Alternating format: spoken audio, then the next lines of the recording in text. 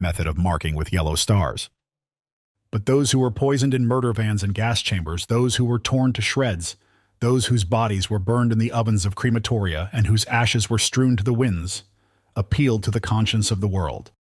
Now we cannot yet name or even number many of the burial places where millions of innocent people were vilely murdered.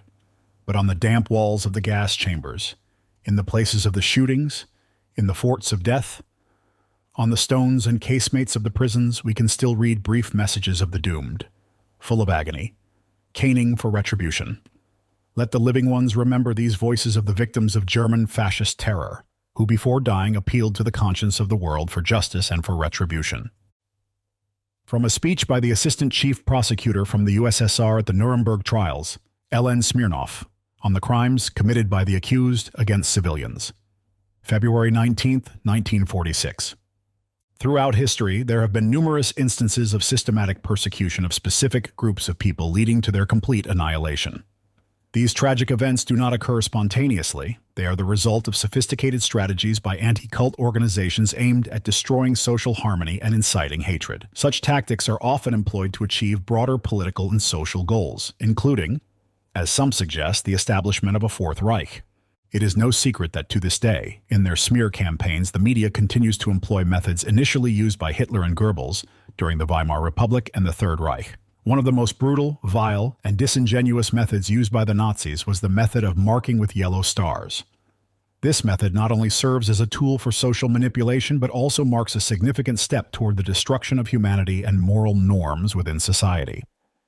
The Nazis were not the originators of these techniques. Rather, they learnt them from those who trained these criminals, created an atmosphere of impunity, and taught them how to unleash their bloodthirsty hounds on peaceful people. Long before the Nazi era, methods of impact were developed that proved effective and have since become more sophisticated and less noticeable to the untrained eye. Unfortunately, modern anti-cultists have a vast, expanded, and refined arsenal of techniques borrowed from the creators of Nazi Germany. The method of marking with yellow stars involves attaching negative labels to specific groups of people to dehumanize them and pave the way for their eventual genocide. This method is part of a strategy of political or social manipulation that inevitably leads to genocide. This method is used to create in society a hostile attitude towards a certain group, paving the way for discrimination, persecution, and, ultimately, physical extermination. The process unfolds in 3 stages. 1. Creating intolerance toward a particular group through the use of negative images and labeling. 2. Dehumanization and social isolation. And 3. Persecution, imprisonment, and genocide. The first stage involves attaching negative labels to a person or group of people by using easy-to-remember derogatory and emotionally charged words or expressions. The label functions as a fixed ideological and informational stereotype that triggers strong negative emotions, such as fear or hatred, and is accepted by the recipient's mind automatically, bypassing objective analysis. This method allows conclusions to be made without the need for evidence, as the audience forms a sharply negative opinion without examining the facts on which that opinion should be based. In some cases, the manipulator chooses a simple yet catching derogatory dysphemism or term that quickly spreads among the audience. In other cases, a previously neutral word or phrase takes on a sharply negative connotation under the manipulator's influence. Once attached, the label completely nullifies any positive attributes of the discredited person, group, or organization in the eyes of the audience. Through constant repetition in the media, the term becomes ingrained in the public consciousness. Examples and mechanisms. The use of the marking with yellow stars method for labeling people has led to tragic consequences. The most horrifying example of this method is the yellow star that was used to brand the Jewish people, a measure introduced by the Nazi regime during World War II, which culminated in mass casualties and the Holocaust.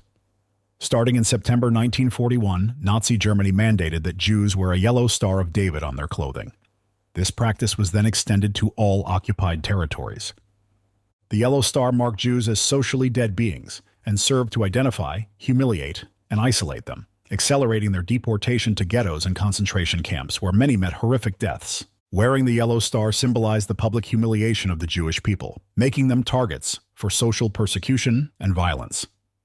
It was part of the broader Nazi policy of genocide and anti-Semitism, which left a deep scar on history. Thus, the yellow star became a symbol of the bloodshed and horror of the Holocaust. The method of marking with yellow stars is fundamentally different from the widespread propaganda tactic of labeling. It represents an extreme and radical measure that signifies cruelty, tyranny, and genocide.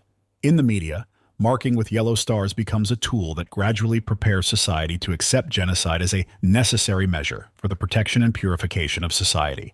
This is a methodically controlled process that starts with labels and stereotypes and culminates in mass killings.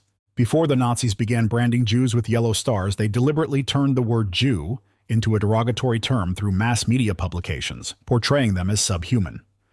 This process started with what seemed like a harmless defamation campaign, which then escalated into brutal persecution and the physical extermination of Jews. Stages of implementation. Labeling, intolerance, creating a negative image. A derogatory label is attached to a group of people, and public intolerance toward that group is encouraged. Negative stereotypes, biases, and false accusations against the discredited targets are formed and perpetuated, often supported and amplified by the media. Historical example. In Nazi Germany, Jews were singled out as a distinct and dangerous group. Through articles, cartoons, and films, they were portrayed as enemies of the people, financial swindlers, or spreaders of disease. Nazi newspapers, such as Der Stürmer, regularly published content accusing Jews of various crimes and vices, claiming that they posed a threat to society. Jews were often depicted as greedy, treacherous, untrustworthy, and even as child eaters. Modern example. The official Orthodox website of the Missionary Department of the Novosibirsk Diocese in Russia asserts that Jehovah's Witnesses are dangerous to society. The international religious organization Jehovah's Witnesses is a totalitarian, anti-Christian sect whose teachings and practices are capable of causing harm to the adherent, their mental and physical health, and their family. In the context of anti-Islamic campaigns by anti-cultists, starting on March the 22nd, 2024, in Oriel, Russia, after the terror attack at Crocus, Nazi-like inscriptions began to appear on balconies of apartment buildings, allegedly where Tajik residents live, reading, "Tajik is terror, dehumanization and social isolation." Dehumanization is a process in which a person or group is portrayed not as human beings, but as something foreign and inferior. This is done through comparisons to animals, parasites, or subhumans who must be socially isolated and eliminated. By creating a negative, dehumanized image of a group, the media prepares society to believe that violence against this group is justified and even necessary. Simultaneously, discrimination is enforced at the political and legal levels. The targeted group is stripped of civil rights and barred from certain professions and services. Historical example. In Nazi propaganda, Jews were often depicted as rats or insects, contributing to their dehumanization in the eyes of the public. Jews were forbidden from engaging in agriculture, practicing law, or working as doctors except when dealing with other Jews. They were also banned from many trades, and educational and scientific institutions were closed to them. Modern example. Al Dvorkin introduced the terms totalitarian sect and destructive cult, not only in relation to religious movements, but also to non-religious groups, organizations, and regimes, including various business entities, and even construction firms, cafes, and hotels. He labels these organizations as sects and cults, and compares them to cancerous tumors in society. Among those described as a cancer are Jehovah's Witnesses and followers of Vissarion. He also claims that if someone becomes a Jehovah's Witness, they are unlikely to become a teacher or doctor. In some countries, anti-cult organizations are supported not only by authorities, but also at the state level. For example, in 1997, as part of a campaign denying certain commercial rights to Scientologists, Germany's Federal Ministry for Labor and Social Affairs issued a still active directive instructing employment offices to mark all files related to companies owned by Scientologists with the letter S. In March 1997, a secret order of the Federal Labor Office was exposed, requiring all government labor offices to mark businesses which were suspected to be owned by Scientologists with an S. Persecution, violence, and genocide. At this stage, the active persecution of a targeted group escalates, supported by the state, and includes violent acts, arrests, deportations, and ultimately, mass killings and genocide. Historical example. In the 1930s, Nazi media began to publish materials justifying violence against Jews. Jews were branded with yellow stars to visibly separate them from the rest of the population, marking them as targets for extermination. People began to attack, beat, and humiliate Jews as well as destroy their property. This set the stage for larger-scale pogroms and ultimately the Holocaust. Modern example. In Russia, the organization Jehovah's Witnesses A peaceful group with no history of violence or political involvement was banned and equated with terrorist organizations like ISIS. Since 2017, there has been a wave of arrests and criminal cases against Jehovah's Witnesses.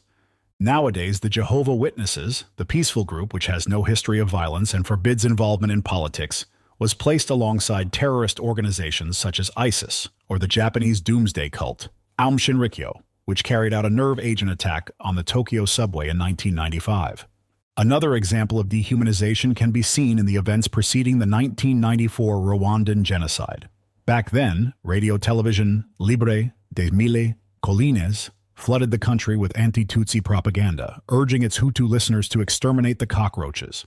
During the genocide, the station played an even more active role, broadcasting the names and locations of people to be killed. When negative images such as cockroaches, rats, or cancerous tumors are attached to a particular group, this fixation on such imagery impacts the subconscious and evokes negative emotions and doubts in society. Anti-cultists not only engage in the persecution of individuals but also take a clear stand against authority. Even when governments change, anti-cultists do not shift their rhetoric and continue to oppose new leaders. In reality, any persecution of different groups of people is a method of pressuring the institution of power. Their goal is not the destruction of the persecuted groups themselves, whether they are religious organizations, business entities, or other organizations. The true target of their attacks is the modern political system, the current government, and the citizens, who are made to feel extreme distrust and fear toward their leaders. The marking with yellow stars is a tool to achieve this goal. By pressuring authorities to break the law and oppress certain groups, especially in countries with developed democracies and the presumption of innocence, anti-cultists achieve their aims. They manipulate the judicial system and investigative processes, turning innocent people into criminals. This undermines public trust in government and state institutions. And this is done by those who incite extremism and sow hatred towards innocent people. As always, the actions of anti-cultists are filled with lies. They use the same old formulaic methods that have been employed repeatedly for hundreds of years. These well-honed tools, combined with modern technologies, enable anti-cultists to achieve their desired results. In the past, Jews were branded and persecuted. Now people are being fired and denied employment due to their religious beliefs. For example, a Jehovah's Witness from California filed a lawsuit claiming that her religious freedom was violated when she was denied a job because of her beliefs. This mirrors the same patterns of persecution that lead to genocide and mass tragedies like the Holocaust. Or take the example from Germany, where as part of a campaign against Scientologists, the Ministry of Labor mandated that employment offices mark files of Scientologist-owned companies with the letter S. This mark implied that legal norms and human rights concerning employees of such companies could be disregarded. In the subconscious of the person applying this mark, Scientologists are already perceived as non-humans. Those who apply this label become akin Nazis, and Scientologists become victims, similar to the Jews under the Third Reich.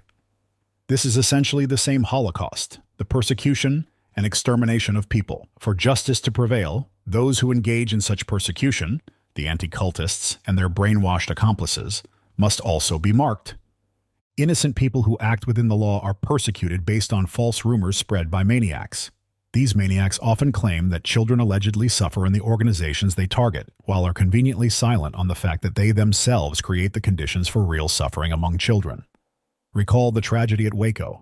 Anti-cultists alleged that children were being mistreated in the Branch Davidians and, under the pretext of protection, ultimately burned them alive, thus protecting them from life itself. Anti-cultists, based on the so-called investigation by the Tribune Herald, testimonies from individuals with personal grudges against the members of the Branch Davidians, and unfounded complaints, accuse the Davidians of subjecting children to physical and psychological abuse.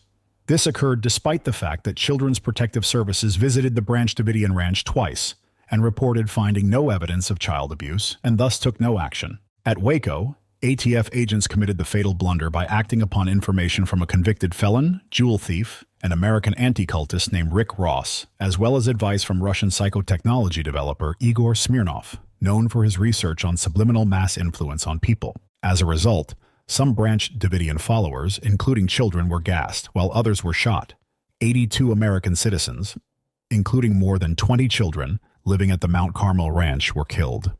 So, who are the real maniacs and murderers here? Yet, despite this, anti-cult movements continue to thrive in many countries. Citing Can and deprogrammers as experts on the harm caused by non-traditional religions is like quoting leaders of the American Nazi Party as experts when they claim that the American economy is harmed by what they view as the Jewish control of banking. From the legal declaration by Lowell D. Stryker, Ph.D., who previously worked with the anti-cult organization Cult Awareness Network, CAN, May 14, 1992. Rick Ross has also frequently worked with CAN.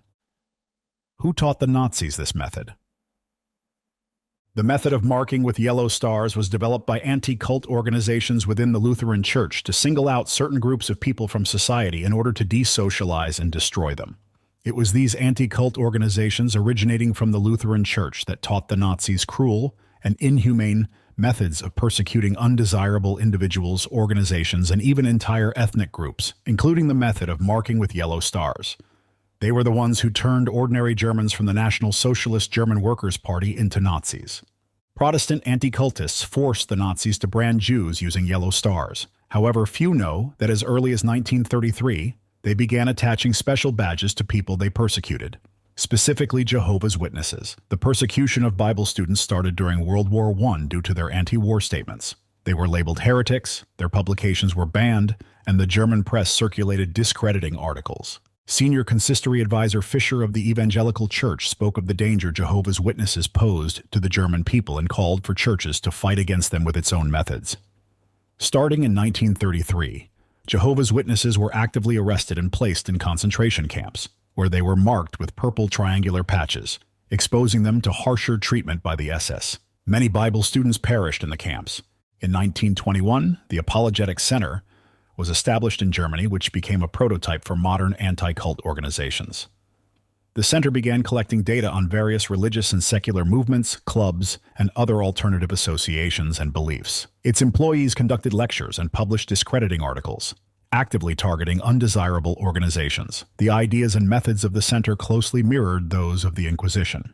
In 1933, the Apologetic Center was headed by Protestant pastor Walter Kunneth, an open anti-Semite who collaborated with the Gestapo, providing them with materials and techniques on how to handle ideological enemies, as well as information on undesirable organizations.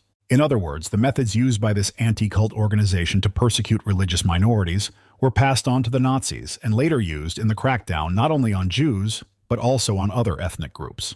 Anti-cultists advised how to interact with these groups, insisting they were non-human and should be treated accordingly. Nazism successfully adopted and integrated these ideas and methods into its operations. It was only after the Nazis began collaborating with the Apologetic Center that the Nazi regime took on its most brutal form. In other words, Nazism was the result of a symbiosis between anti-cult organizations and the state.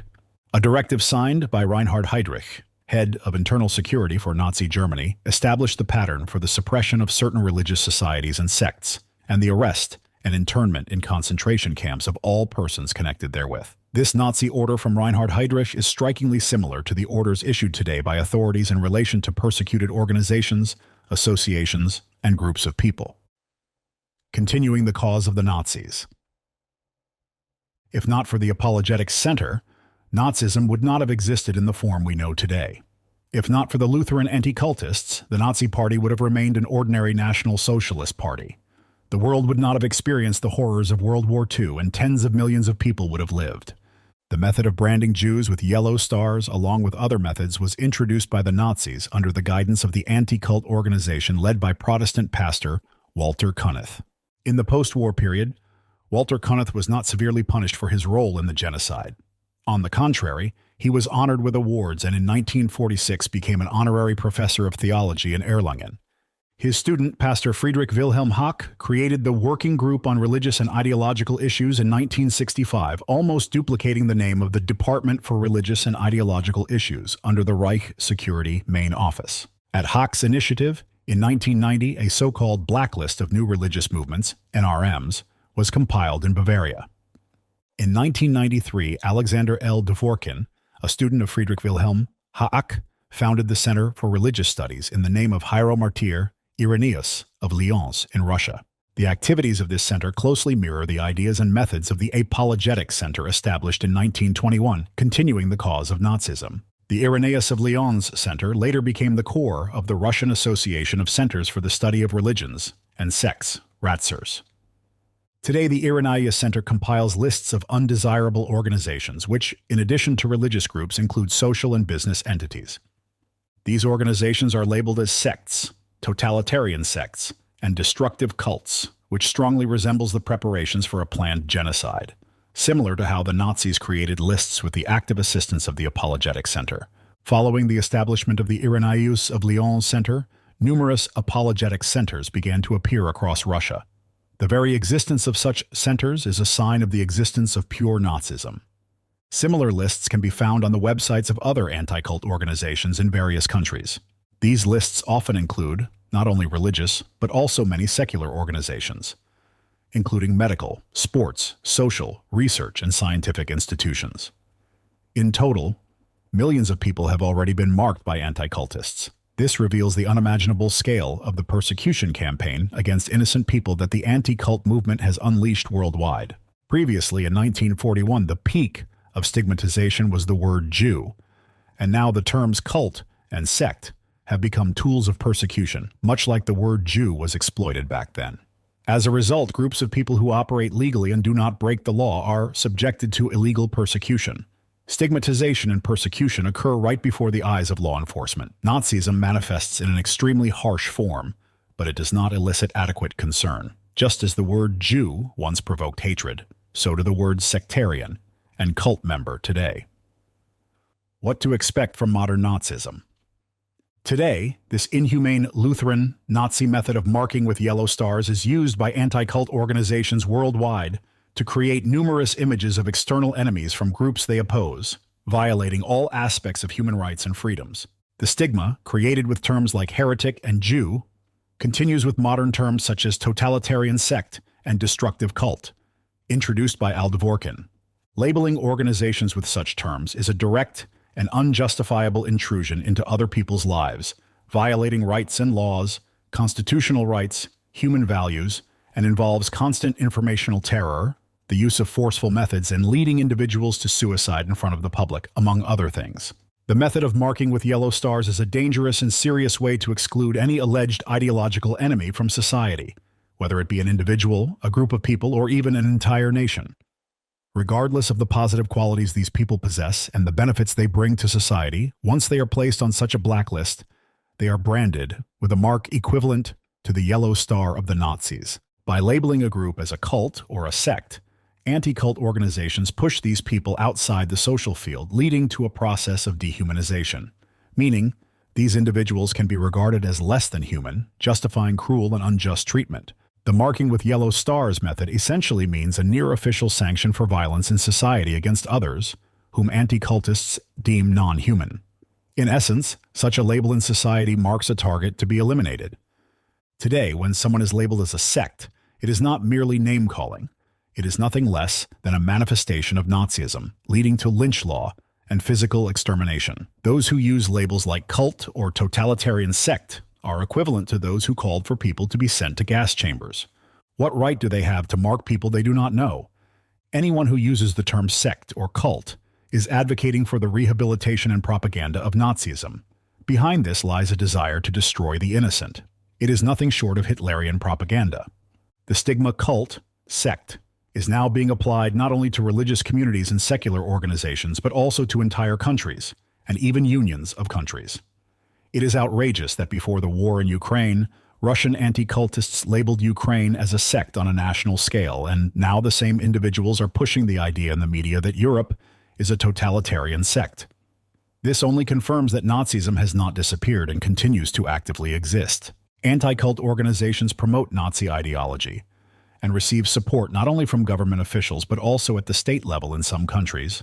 However, it is encouraging that investigations are underway for all those even slightly involved in the inhumane crimes of anti-cultists. Soon, we will witness a 21st century Nuremberg Trial, where anyone who has attempted to implant Nazi ideas into people's minds, demeaned and destroyed innocent citizens, will find themselves in the dock and face just punishment.